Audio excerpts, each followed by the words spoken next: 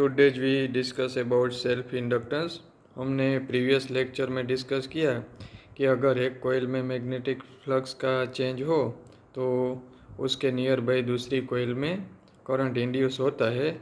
लेकिन अगर एक ही कॉइल हो तो एक ही कॉइल में भी पॉसिबल है। अगर एक ही कॉइल में मैग्नेटिक फ्लक्स का चेंज हो उसमें करंट वेरिंग करके, तो उसी ही कॉइल में करंट इंड्यूस होता है, वो सेम कॉइल में। उसी फिनोमेनन को सेल्फ इंडक्टेंस बोलते हैं। और सेल्फ इंडक्टेंस के केस में भी म्यूचुअल इंडक्टेंस की तरह ही जो टोटल फ्लक्स लिंकेज होता है कॉइल के साथ, उसको हम N5B से डिनोट करते हैं। यहाँ N कॉइल में जो टोटल नंबर ऑफ टर्न्स है वो टोटल फ्लक्स लिंकेज होता है, वो इंड्यूस करंट के प्रोपोर्शन में होता है, यानी कि N5B is equal to Li। यहाँ जो प्रोपोर्शनलिटी कांस्टेंट L है उसे सेल्फ इंडक्टेंस बोलते हैं, या तो कोफिशिएंट ऑफ सेल्फ इंडक्टेंस। अगर कॉइल में फ्लक्स चेंज होता हो तो ऐसे केस में फेराडे के लॉ अकॉर्डिंग इंड्यूस ईएमएफ होगा, यानी कि d/dt N5B is equal to होगा L यहाँ कांस्टेंट है di/dt। यानी कि हम जानते हैं कि ये फ्लक्स का जो रेट है उसे इंड्यूस ईएमएफ बोलते हैं। और लेंज के लॉ अकॉर्डिंग जो नेगेटिव साइन आएगी ये राइट साइड लिख देता हूँ, यानी कि induce EMF is equal to होगा नेगेटिव सेल्फ इंडक्टेंस di/dt।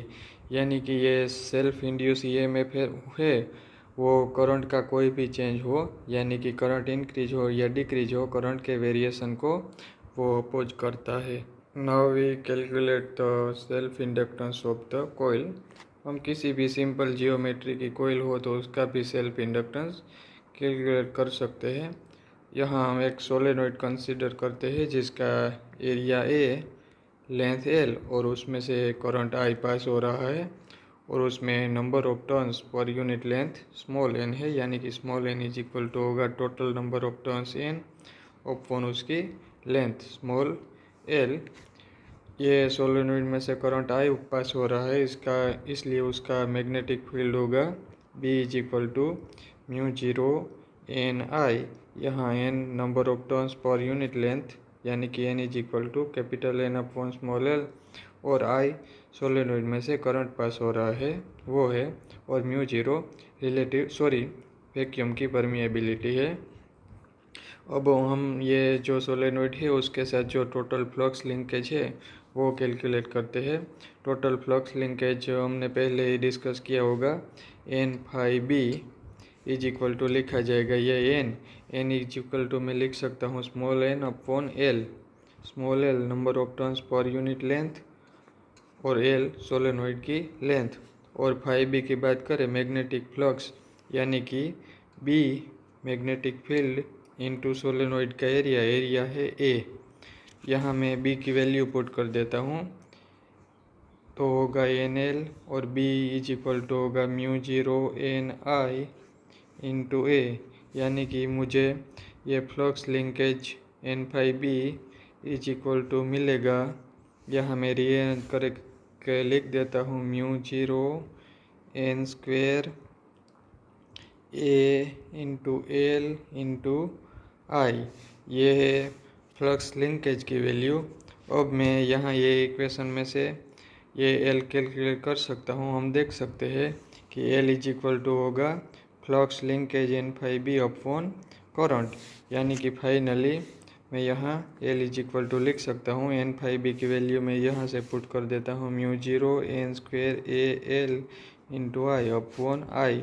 ये I कैंसिल हो गया तो finally self inductance is equal to मिला μ0 n² AL।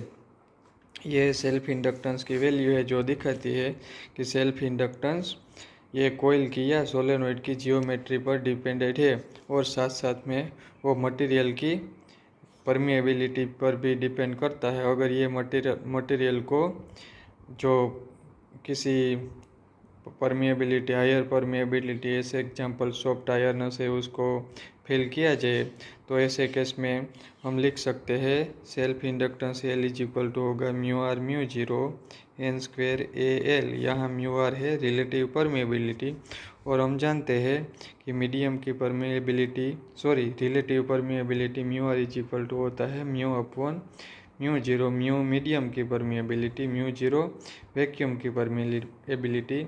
इसलिए मैं लिख सकता हूँ self inductance L is equal to mu N square A L. यहाँ म्यू मीडियम की परमेबिलिटी है और हमने पहले ही कहा सेल्फ इंडक्टेंस ये कोयल हो या सोलेनॉइड हो उसकी जियोमेट्री पर और साथ साथ ये मीडियम की इंटरनल प्रॉपर्टी यानी कि परमेबिलिटी पर डिपेंडेंट है। सेल्फ इंड्यूस ईएमएफ को बैक ईएमएफ भी बोलते हैं। वो बैक ईएमएफ इसलिए कि सेल्फ इंड्यूस ईएमएफ यानी कि बैक ईएमएफ जो करंट के चेंज का अपोज करता है, यानी कि करंट इंक्रीज हो या डिक्रीज हो, करंट में कोई भी वेरिएशन हो उसका सेल्फ इंड्यूस ईएमएफ अपोज करता है। और फिजिकली बात करें तो ये जो सेल्फ इंडक्टेंस है फिजिकली सेल्फ इंडक्टेंस एल वो एक तरह का इलेक्ट्रिकल इनर्शिया का रोल करता है। यानी कि जैसे मैकेनिक्स में मास होता है जो इनर्शिया का रोल करता है, उसी तरह ये जो सेल्फ इंडक्टेंस है वो इलेक्ट्रिकल इनर्शिया का रोल अदा करते हैं। आइए हम ये अच्छी तरह से समझने की कोशिश करते हैं। हम जानते हैं कि power P is equal to होता है V इंटू आई। वी यहाँ वोल्टेज, ये पावर मीन्स वर्क का रेट, पावर मीन्स वर्क का रेट, यानी कि पावर इक्वल टू मैं लिख सकता हूँ dW अपॉन dt।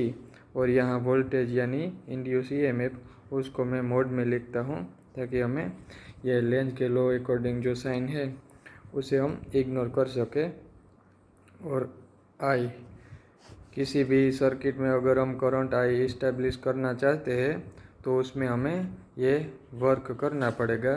और हम जानते हैं कि ये induce EMF is equal to होता है, ये induce EMF is equal to होता है self inductance L into current का रेट। इसलिए मैं यहाँ लिख सकता हूँ ये वर्क का रेट यानी कि power is equal to L D I upon D T into I. ये दोनों साइड से dt अगर कैंसिल कर दे तो फाइनली हमें मिलेगा ये small amount of work dW is equal to L I d I. ये जो हमें सर्किट में small current d I establish करने के लिए जो वर्क करना पड़ेगा dW वो है। अगर सर्किट में हम करंट आई एस्टेब्लिश करना चाहते हैं तो हमें टोटल वर्क करना पड़ेगा W। और ये W कैलकुलेट करने के लिए मैं इक्वेशन का ये करंट जीरो से लेकर करंट आई तक इंटीग्रेशन कर देता हूँ, यानी कि W is equal to integration dW। ये इंटीग्रेशन करना पड़ेगा करंट जीरो से लेकर करंट आई तक। और dW इज इक्वल टू ये एल आई डी आई और इंटीग्रेशन की लिमिट है जीरो से आई। यहाँ ये L कांस्टेंट है इसलिए मैं आगे लिख देता हूँ। तो फाइनली हमें वर्क इज इक्वल टू मिलेगा L जीरो से आई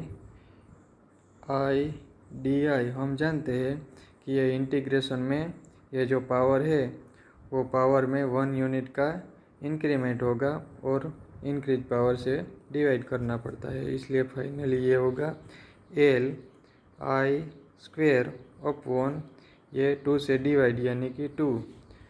ये इक्वेशन को मैं ऐसे भी लिख सकता हूँ W is equal to 1/2 L I square, यानी कि जो हमें सर्किट में करंट आई इस्टेब्लिश करने के लिए जो वर्क करना पड़ेगा वो होगा 1/2 एल आई स्क्वेयर। हमने मैकेनिक्स में जो मैकेनिकल काइनेटिक एनर्जी है यानी कि के इज इक्वल टू होता है 1/2 mv स्क्वेयर। अगर ये इक्वेशन को ये इक्वेशन के साथ कंपेयर करें तो इलेक्ट्रिक में जो करंट होता है वो समवॉट वेलोसिटी का रोल प्ले करता है और जो इंडक्टेंस होता है ये सेल्फ इंडक्टेंस वो मैकेनिकल जो मैकेनिक्स में मास होता है वो मास का रोल अदा करता है। जैसे मास मैकेनिकल इनर्शिया का रोल प्ले करता है और वेलोसिटी में वेरिएशन को अपोज करता है, उसी ही तरह ये सेल्फ इंडक्टेंस एल है वो इलेक्ट्रिकल इनर्शिया का रोल प्ले करता है और करंट में वेरिएशन को अपोज करता है।